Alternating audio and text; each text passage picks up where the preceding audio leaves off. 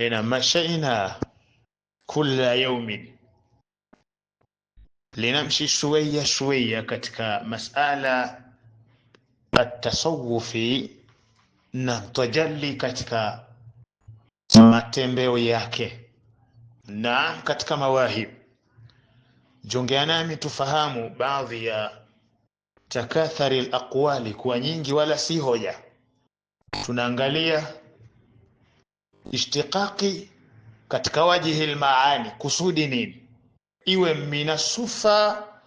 minasifa katika ishtiqaqi ya tasawufi, pasuko la ismu at-tasawufu mushtaqa. Kweli tasawufu ni jina ambalo linapasuka katika sifa, na majina haya twayashuhudia pahala pengi sana. Mwenyezi Mungu alipoona waite waja wake kulingana sawa na mapito ya amali, matendo yao, wengine wakawa sabiqin almuqarrabin, ulaika almuqarrabun fi jannatin na'im, thullatun min alawwalin wa thullatun min alakhirin. Sawa sawa, as-sabiqin alawwalin, hawa ni watu special kulingana na miamala yao baina yao na Mola subhanahu wa ta'ala. Ni majina haya yanatungua nini? Amalia ya ijtihada ya mtu katika mazamo ya ibada. Kuna sadiqin, kuna shuhada, ulaika humu ash-shuhada, lakini kuna salihin, kuna al-akhirin, al-muqbitin, halumma jarra katika majina mengine. Wameitwa nini? Mfano Mwenyezi Mungu Subhanahu wa Ta'ala kuwataja sidiqin, as-sadiqin min as-sidqi fi a'malihim wa aqwalihim wa saraihim wa sarairihim ma'a Allah. Sababu yake ni kuwa wao wa kweli katika matendo, hawamdanganyi Mwenyezi Mungu kwenye maneno, lakini pia na kwenye siri zao, wakabaki kuwa wanafanya ni baina yao na Allah Subhanahu wa Ta'ala. Ndio wameitwa hivyo. Kwa hiyo nasi tulipoipatia maana hasa ya sufi, ni kweli yeyote mwenye kujishughulisha na ilmu tarbia au suluki fi tariqi Allah lazima awe ni sufi tu, lazima awe ni sufi, kwa sababu jina hili unapewa kulingana na sifa. Ni sifa, yani jina linatambulishwa na sifa. Sawa sawa, jina linatambulishwa na sifa. Wewe unaitwaje? Ni mwema, mtu wa karibu, al-muqarrab ila Allah, mtu wa karibu kwa Mwenyezi Mungu, ni kwa sababu ya sifa ya ucha Mungu. Sasa na mtu anaidili ndani yake kusafisha moyo, adhkari kwa wingi kwa ajili ya kuisafisha nafsi na mengineyo, huyu mtu anaitwa sufi. Mtu huyo anaitwa sufi katika elimu hiyo. Sawa sawa.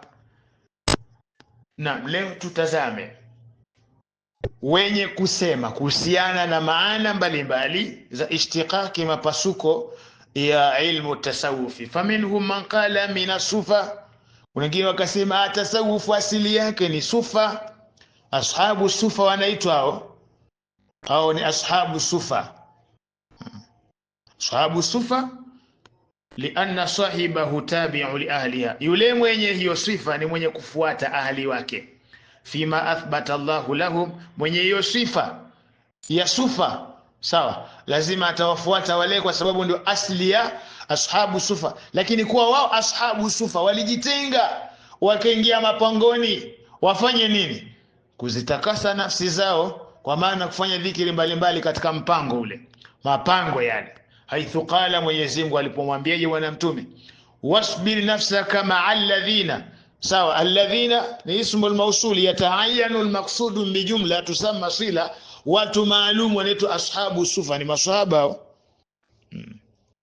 Waliamua sisi hapana, acha nafsi zetu tuzipeleke pahala tukazifungie ndani ya pango, yani tunazifanyia khalwa ya kutosha. Ndio khalwa hiyo, piga ibada umeweza kutosha, tahlili, salatu ala nabi, nini. Lengo lao wazitengeneze nafsi zao. wakaitwa ashabu sufa. Na angalia sababu ya bwana mtume Muhammad kuambiwa aungane na hao mabwana, sababu yake ilikuwa nini? Wasbir nafsaka ma'a alladhina, subirisha nafsi yako usiwakimbie, uwe nao hao mabwana. Yad'una rabbahum, kazi yao wao ni kumuomba tu Mwenyezi Mungu, wanamuombaga Mwenyezi Mungu.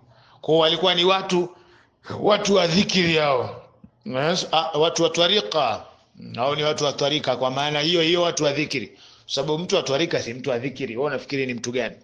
Mtu unapata shida ukiambia watu wa tariqa bana, unapata jina neno tariqa ni njia, asiratul muktasatu bisalikin, njia hiyo ya watu wa dhikri ni njia tu, lakini makusudi katika njia hiyo watu wanamtaja Mungu sana kwenye hiyo njia, ndio maana inakuwa njia nyepesi kwa wao. Wa ahlu sufa humur ra'ilul awwal, watu wa sufa ni wale waliokuwa maskini wa mwanzo kabisa. Mina rijali tasawuf, katika wanaume wa kitasawufu ndio. Faqad kanati hayatuhum ta'abudiyya, hakika palikuwa uhai wao, maisha walioishi ilikuwa ni kumwabudu Mwenyezi Mungu peke yake. Al-khalisatul mathalul a'la, waliyemtakasa Mwenyezi Mungu. Na kwetu sisi ni viigizo vyema vya juu kabisa. Alladhina ishtahdafahu, wale ambao wamepata kuwaiga rijalu tasawuf fil usuri, wanamume wa tasawuf katika asri, kwa maana zama mbalimbali alislami za Waislamu, wamewaiga wale kulingana na yale.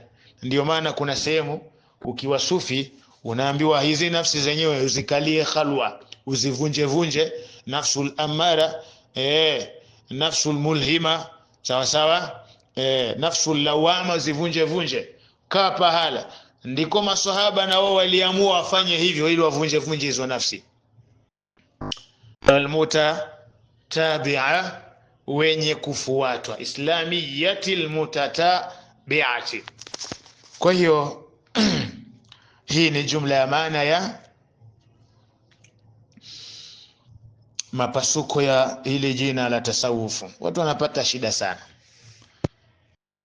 Tasawufu wala si kitu kigeni kwenye masikio ya watu, lakini kazi yake, elimu yake ipo zamani kwa bwana mtume Muhammad sallallahu alayhi wasallam. Elimu ya tasawufi ni kutengeneza nafsi tu. Sasa iweje useme mtume hakuwa sufi?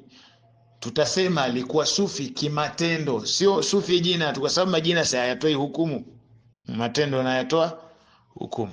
Maadamu mtume alikuwa mcha Mungu, wewe ucha Mungu aliupataje? Hem, tuambieni nyinyi mnaosema kwamba elimu ya tasawufi ni elimu ya makhurafi au elimu ya watu wasiokuwa na machizi hivi kwa tafsiri za watu wengine, lakini watu walio sawa sawa kabisa katika tafsiri.